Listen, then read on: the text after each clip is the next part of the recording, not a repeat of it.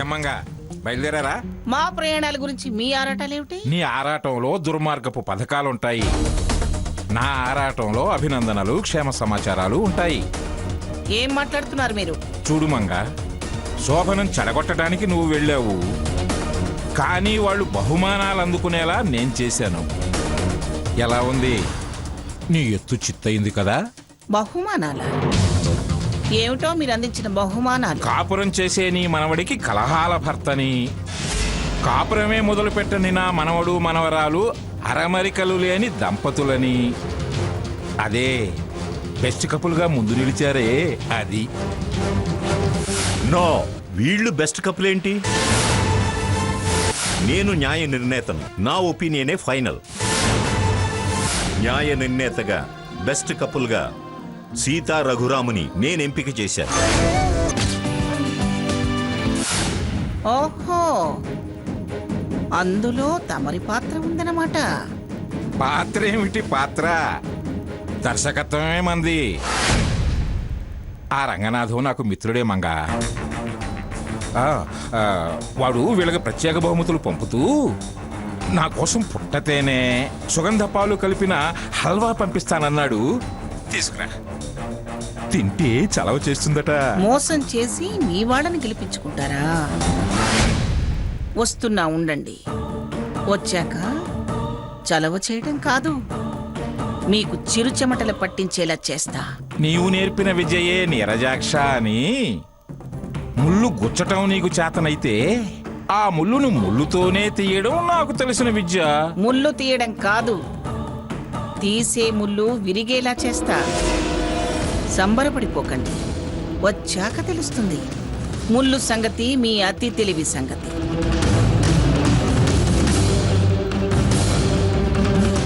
వచ్చాక చెబుతావా? రా, చెప్తారా. అసలు ఈ మనిషి ఏమిటో, అయిన వాళ్ళని ఓడించి కాని వాళ్ళని గెలిపించడంలో ఏ ఆనందం ఉందో తేలుస్తా. చేసింది చాలక మళ్ళీ నాకు ఫోన్ చేసి వెక్కిరింపులొకటా? 2 రోజులు లేకపోయేసరికి పిచ్చి వేషాలు వేస్తున్నారు. మళ్ళీ ఇలాంటి పిచ్చి వేషాలు వేయకుండా జాడించి ఆరేస్తే గాని మనిషి మడతకి రాడు.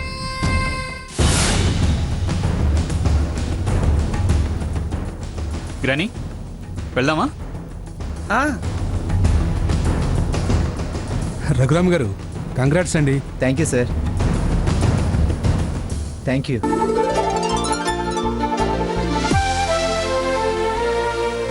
Sir, chief guest Shri Ranganath గారి గిఫ్ట్ అండి ఇది. కంగ్రాట్స్ అక్క.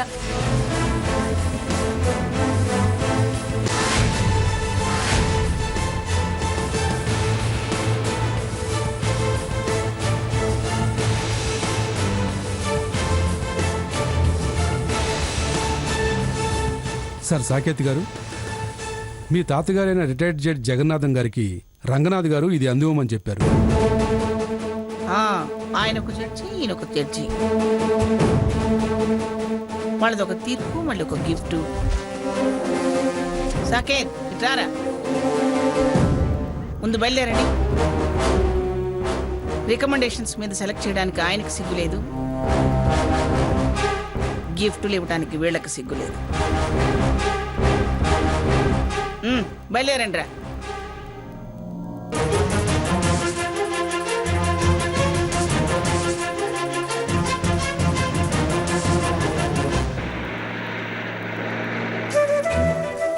వారు నాకు తాతగారే.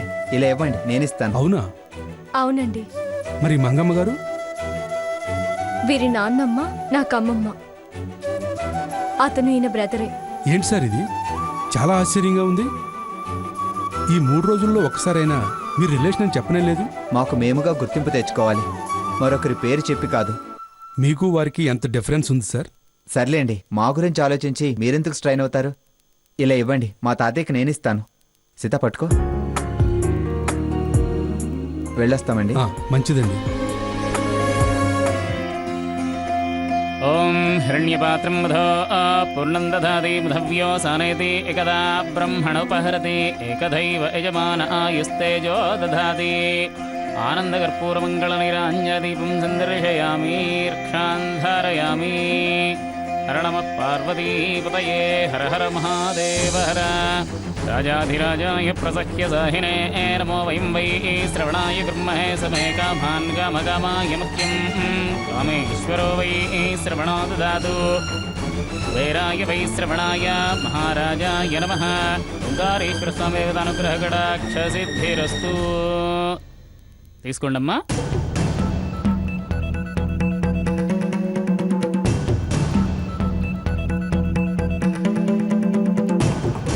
వదిన గారు బాగున్నారా?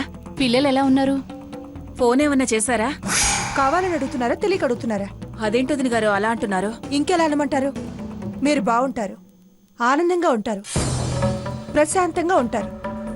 ఎందుకంటే ఇద్దరూ మీ పిల్లలేగా. నాకన్నా కబుర్లు మీకే ఎక్కువగా తెలుస్తాయి, తెలుస్తూ ఉంటాయి.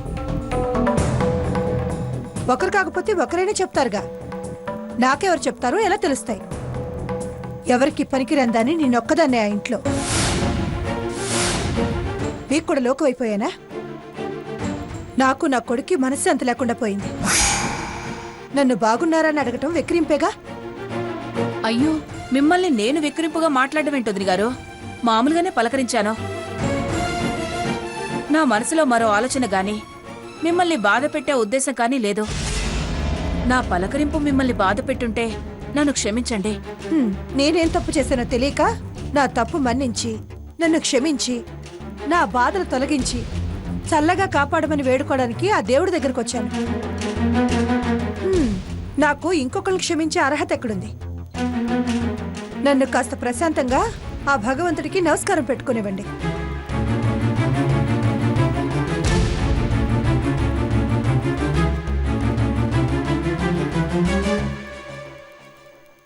ఏంటక్కా, ఎన్నడూ లేని ఆవిడ అలా మాట్లాడుతున్నారు? అదే నాకు అర్థం కావడం లేదు శకుంతల. ఎప్పుడూ ఏ విషయంలోని నోరు మెదపని వదిన గారు అంత కటువుగా ఎలా మాట్లాడగలుగుతున్నారో. తన కొడుక్కి రావాల్సిన ఆస్తికి మరో పోటీదారుడు వచ్చాడన్న కోపం కావచ్చు. వదిన గారు అలా డబ్బు, అధికారాలు, ఆస్తి అంతస్తుల గురించి ఆలోచించే మనిషి కాదు శకుంతల. అటు అత్తగారి అహంకారం, ఇటు కొడుకు మొండితనం ఆవిడలో ఏదో తెలియని భయం కలిగిస్తున్నాయి శకుంతల. అందుకే ఆవిడలా మాట్లాడగలుగుతున్నారు. సీత అంటే ఆవిడికి చాలా అభిమానం. రఘురాం మీద కూడా మంచి అభిప్రాయమే ఉంది. పరాయి వాళ్ళుగా ఉన్నప్పుడు వేరు, ఇప్పుడు వేరక్కా. ఎప్పుడైనా వదిన గారు తప్పుగా ఆలోచించే మనిషి కాదు, అందరి గురించి తెలిసిన మనిషి. ఆ అన్నదమ్ముల మధ్య కలహాలే ఈ కలతకి కారణం కావచ్చు. ఆ భగవంతుడు ఎప్పుడు కరుణించి వాళ్ళని కలిసిమెలిసి ఉండేలా చేస్తాడో అప్పుడే వదినగారు మునుపట్ల కలివిడిగా మాట్లాడగలుగుతారు. ఓం సత్యోజాతం ప్రపద్యామి సత్యోజాతాయ వై నమో నమః. భవే భవేనాతి భవే భవస్వమాం భవోద్భవాయ నమః. వామదేవాయ నమో జ్యేష్ఠాయ నమః శ్రేష్ఠాయ పదక్క వెళ్దాం. నమః బలవికరణాయ నమో బలవికరణాయ నమో బలాయ నమో. పూజారి గారు, ఏంటో చెప్పండమ్మా. ఏనాడు ఊహించని కలతలు నన్ను భయపెడుతున్నాయి, బాధ పెడుతున్నాయి. మనసులో ఉండటం లేదు. ప్రశాంతత కోసం ఏదైనా మార్గం సెలవిస్తారా? అమ్మా, అధైర్యపడకండి. దీపావళికి ముందుగా వచ్చే ఏకాదశి అనగా ఆశ్వీజ కృష్ణపక్ష ఏకాదశి నాడు ఒక ఇత్తడి బెల్లంలో పసుపు నీళ్లు పోసి రోకలు నిలబెట్టి కంకణం కట్టి దానికి షోడశోపచార పూజ చేసి దద్దోజన నివేదన పెడితే మీ ఇంటికి పెట్టిన గ్రహాలన్నీ తొలగి మీ ఇంట్లో సంతోషాలు స్థిరంగా నిలుస్తాయమ్మా. అలాగా, మీరు చెప్పినట్టు చేస్తాను పూజారి గారు. మరి వెళ్ళేస్తాను. అలాగేమ్మా, సంతోషం.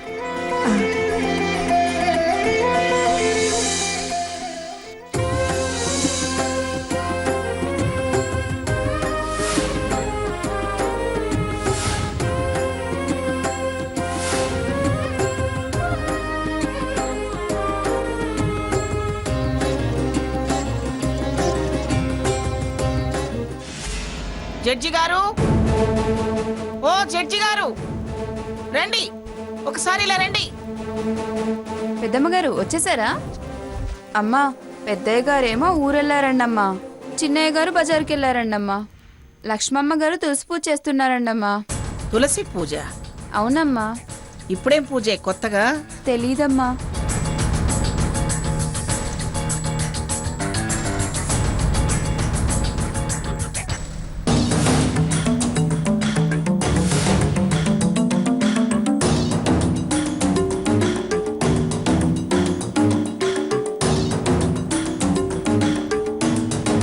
నువ్వేమో రోకళ్ళు నిలబెట్టి పూజలు చేస్తుండు, మీ మామ మొగుడు కాపురాలు కూలదోసే ప్రయత్నాలు చేస్తుంటారు. అత్తయ్య గారు మీరెప్పుడొచ్చారు? నేనెప్పుడొస్తానులే. ఆయన ఊరెళ్ళారట. ఏ ఊరు? మావయ్య గారు కౌలుదారులు కబురు పెడితే పని మీద వెళ్లారు. కావుళ్ళు పంచాయతీలు పరిష్కారాలు చేతవుతాయి గాని ఇంట్లో పంచాయతీలు పరిష్కారాలు మాత్రం చేతకావా పెద్ద మనిషికి. ఏమైంది అత్తయ్య గారు? మొదటి నుంచి కథ నీకేం చెప్పను గాని వచ్చాక తెలుస్తుందిలే. ఆయన చేసిన ఘనకార్యం వెలగబెట్టిన నిర్వాకం.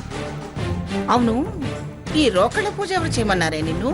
పొద్దున గుడికెళ్తే పూజారి గారు రోకళ్ళు నిలబెట్టు కాపురాలు నిలబడతాయని చెప్పాడా? ఈ పూజలు కాదే, మీ ఆయన బుద్ధి మీ మావగారి బుద్ధి నిలకడగా ఉండేలా పూజలు చేయి. అప్పుడు నీ సంసారం గాడిలో పడుతుంది.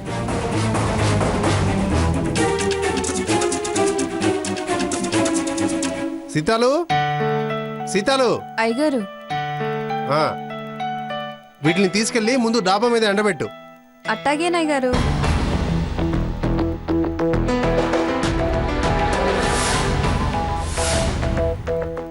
ఏమిటి అవి డాబా మీద ఎండబెట్టుకుంటున్నావు? అమ్మా, నువ్వెప్పుడొచ్చావు? నా సంగతి అటుంచి ఆ ఎండబెట్టే వాటి గురించి చెప్పు. దీపావళి టపాసులమ్మా. హోల్సేల్ గా 2 పెద్ద డబ్బాలతో తెచ్చావేమిటి? ఏమిటి విశేషం? నలుగురు ఉన్నాం కదా, తలా 4 కాలిస్తే ఎంతసేపు కాలుస్తాం? ఏటా ఉన్నవాళ్ళమేగా. పైగా సాకేత్ వంటి భయం నీకు తెలుసు. నాకు చిరాకు. మీ నాన్నకు ఆ వాసన పడదు. మీ ఆవిడ కాకర పువ్వొత్తులు అగ్గిపుల్లలు తప్ప మరేం కాల్చదు. మహా అయితే నువ్వు చిచ్చుబుడ్లు భూచక్రాలు. దానికోసం ఎప్పుడూ లేంది.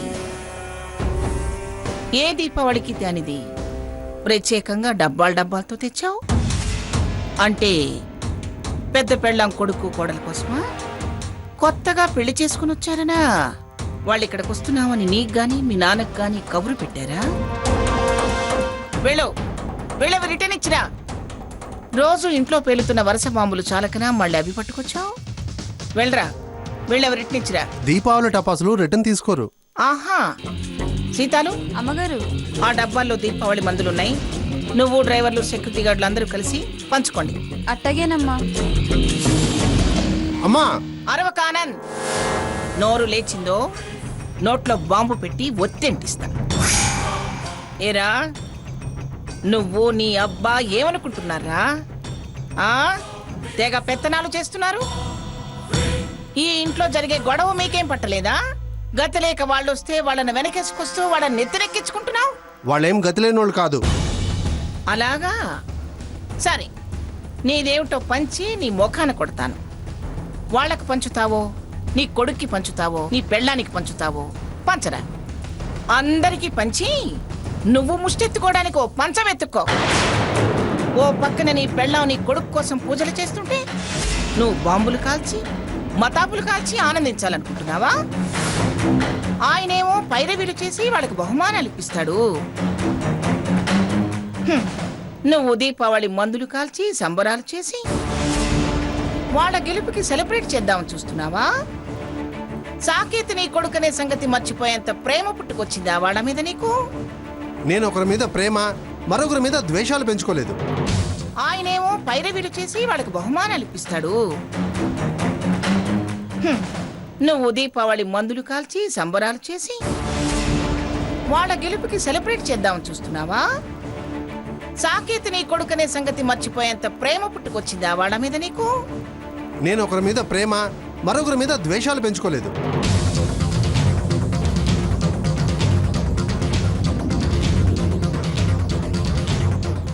సమానంగా ప్రేమ పంచుతున్నాను, పంచుతా అంటావు. వినవే, మీ ఆయన మాటలు విను.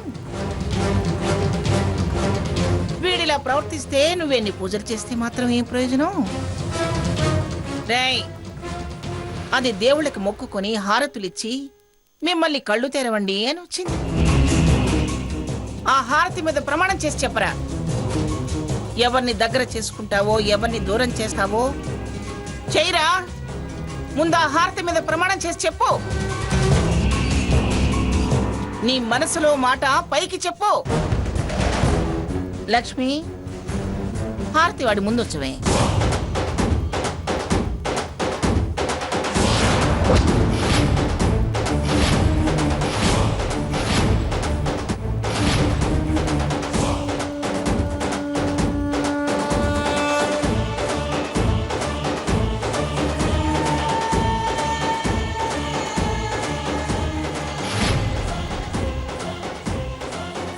ప్రమాణం చేయరా.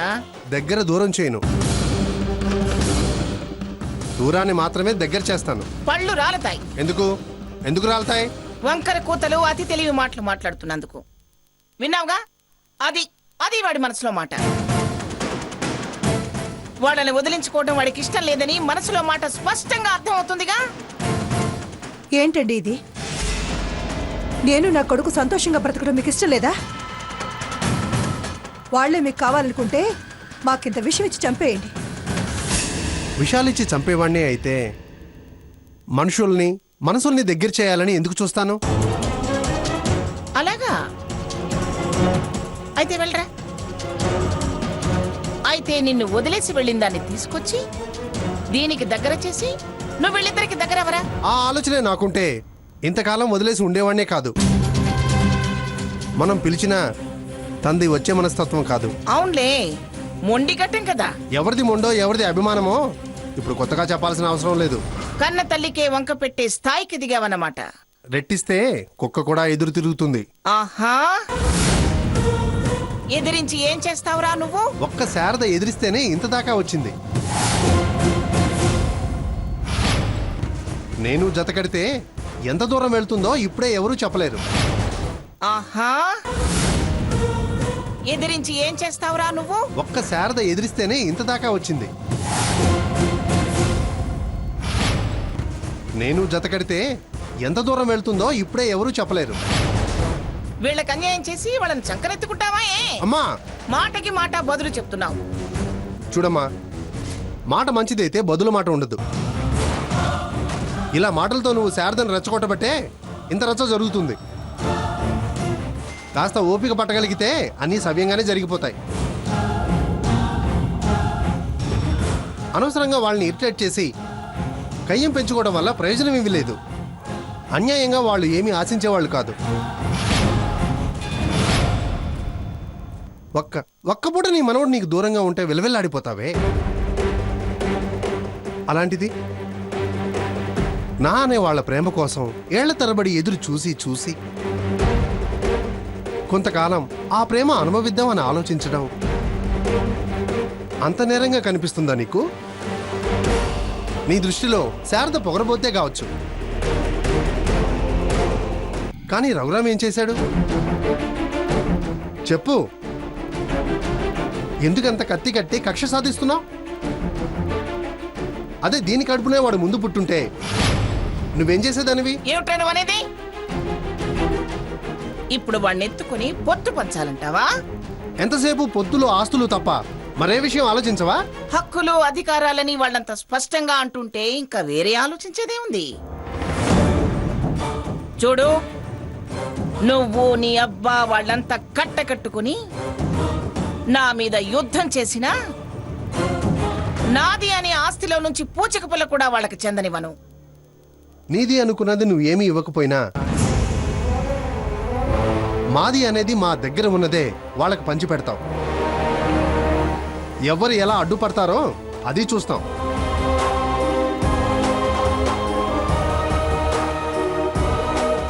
రేయ్, పందాలు కట్టు. ఈ మంగమ్మని గెలవటం నీ వల్ల కాదు.